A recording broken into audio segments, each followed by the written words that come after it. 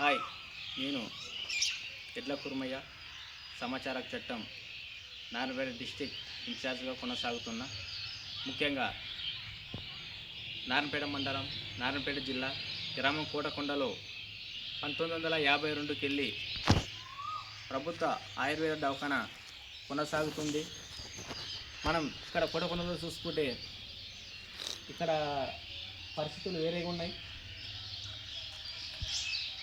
ప్రస్తుతం కూడా డాక్టర్లు నవీన్ కుమార్ సార్ అని, అలాగే ఇక్కడ ఊడడానికి ఒకరి గొల్ల ఆశమ్మ అని కూడా కంటిన్యూ కూడా ఉన్నట్లు మనకు ఆర్టీ ద్వారా సమాచారం అందింది. ముఖ్యంగా ఇక్కడ ఉన్న పరిస్థితులు ఏంటో తెలుసుకుందాం.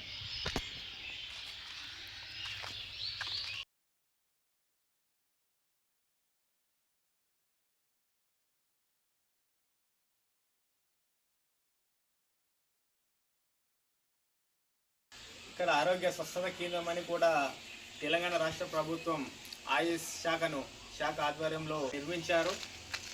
ముఖ్యంగా ఇక్కడ ఏది అన్నీ ఉన్నా కూడా ఇక్కడ డాక్టర్స్ లేక ఆయుర్వేద దవాఖానా కూడా కోటకొండలో ఉందో లేదో అనే స్థితిలో ఉంది.